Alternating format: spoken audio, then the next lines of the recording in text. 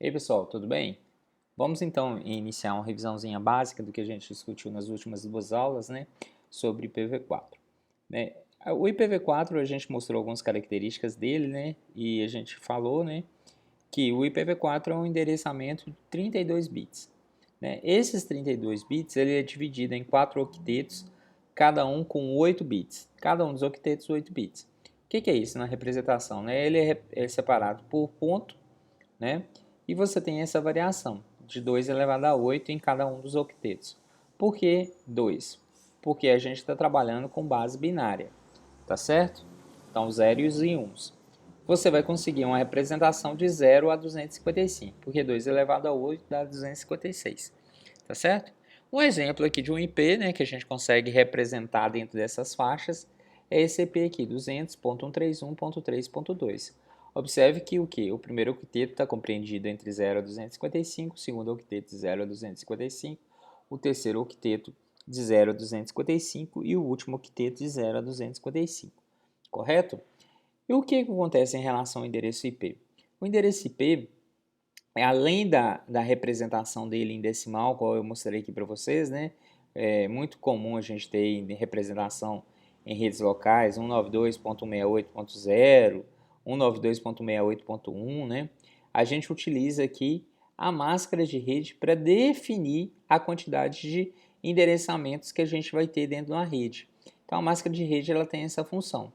Inicialmente, ela foi dividida em classes, né? Que a gente chama aqui classful, ok? É um conceito que colocaram classe cheia, né? Então, inicialmente, né, foi dividida em três classes, né? Classe A, classe B e C, onde na classe A o primeiro octeto, né, 255, ele representa um número da rede, né, a identificação da rede, e os três últimos octetos, nesse caso aqui, representam a quantidade de hosts que a gente tem dentro dessa mesma rede. Na classe B, os dois primeiros octetos são utilizados para definir a rede e os dois últimos octetos são utilizados para definir a quantidade de IPs. Na classe C, a gente tem os três primeiros octetos definindo a rede e o último octeto definindo a quantidade de IPs.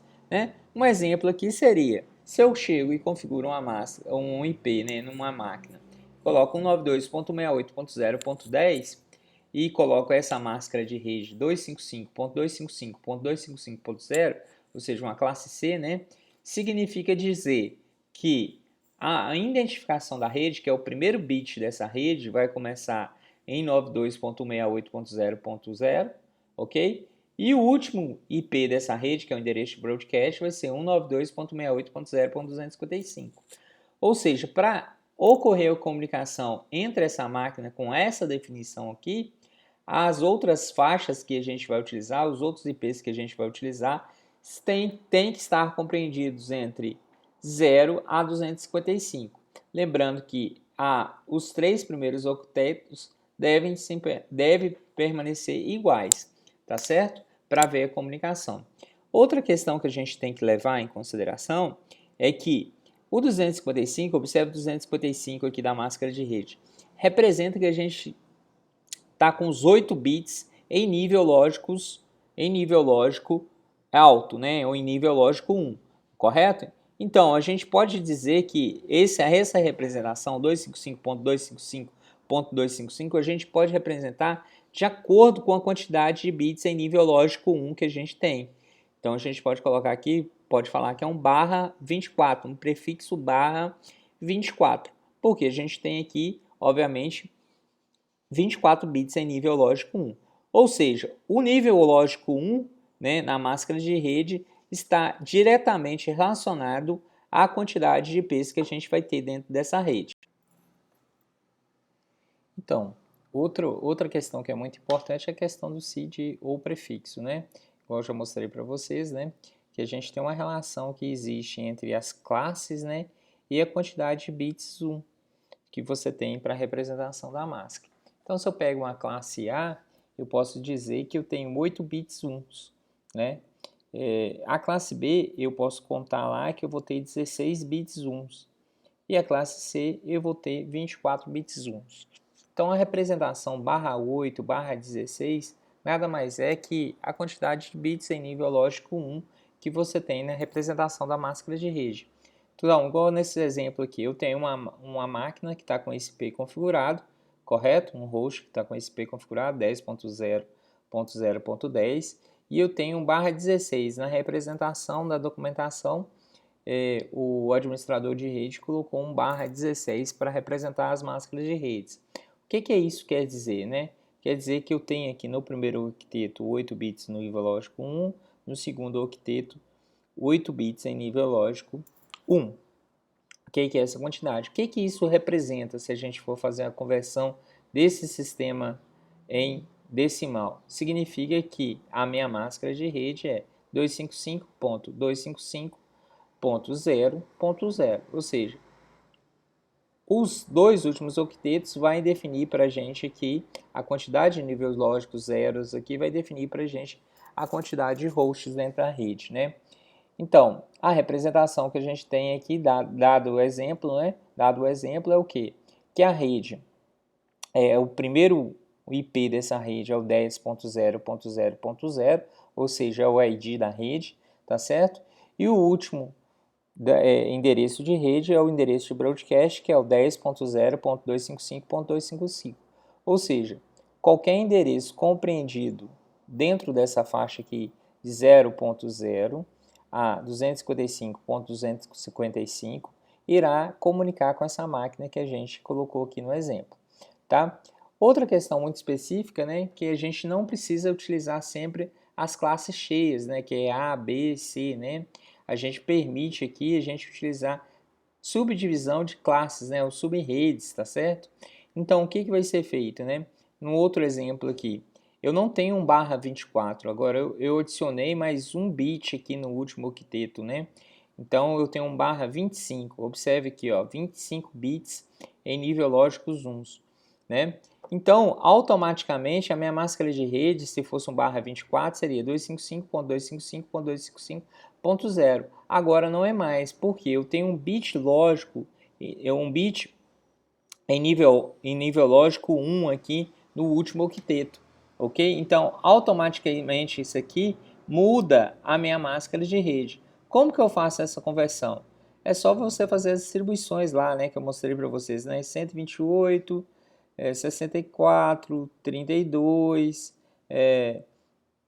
16, por aí vai, né? E você pega o nível lógico e vai colocando aqui, ó, do último octeto, da representação. Enfim, a gente faz a soma, né? Se eu tivesse mais um nível lógico aqui, a gente teria 192, mas no caso a gente tem 128. Só fazer a conversão de base, né? Passando de binário para decimal, ok? A gente acha esse número. E como que a gente vai saber, então, a quantidade de hosts que a gente tem? Bom, observe o seguinte, né? Sempre falo para vocês que a quantidade de bits em zero define a quantidade de hosts. Nesse caso aqui, a gente tem quantos bits em nível lógico zero? A gente tem 7 bits, ok? Então, se a gente fizer 2 elevado a 7, né, a gente vai ter a quantidade de bits de hosts que a gente tem dentro dessa rede, que vai ser o quê? 128 IPs, ok? A quantidade de IPs que a gente tem dentro dessa rede. Então, a gente vai ter 128 IPs. Então, a gente pode colocar que essa rede aqui específica dessa máquina aqui, que é a 20, né, que está dentro da primeira subrede, ela vai variar de 0 até 127, ou seja, deu o total de 128 bits aqui, beleza? Então, é mais ou menos essa ideia.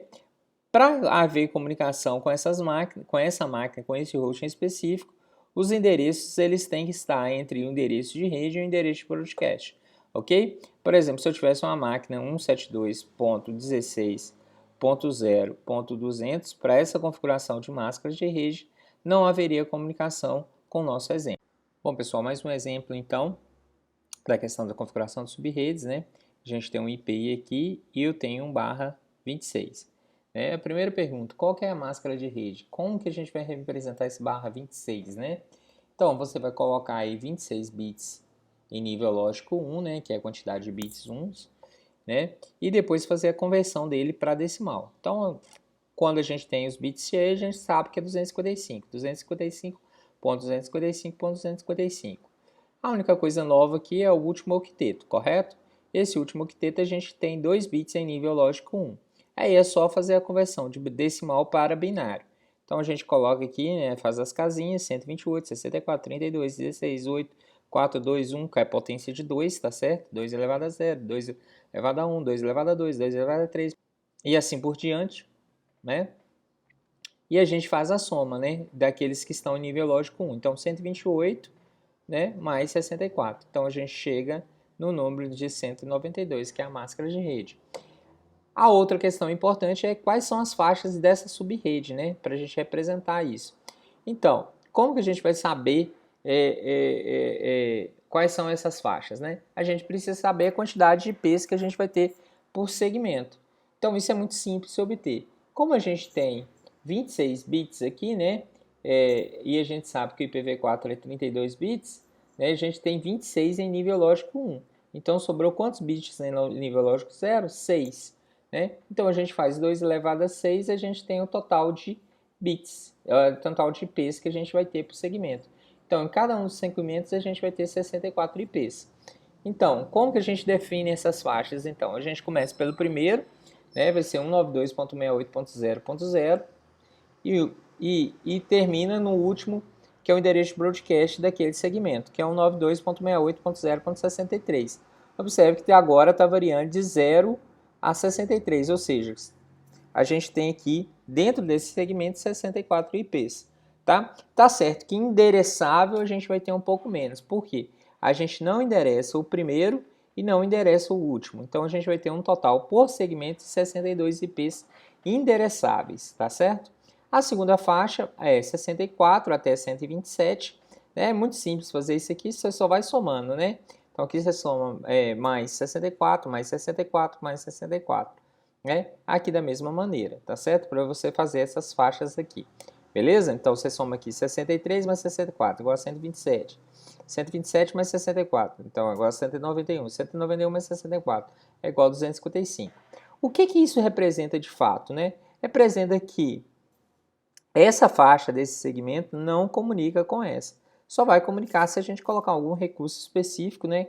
Que são aqueles recursos que a gente mostrou na aula passada de gateway, que fazem interligação de redes diferentes, tá certo? Redes que estão em faixas de endereçamento diferentes, ou que estão em IPs diferentes, né? Ou que estão, por exemplo, na internet. Enfim, o gateway tem essa funcionalidade, né? De unir redes diferentes, beleza? Então essa que é a ideia aqui, tá ok?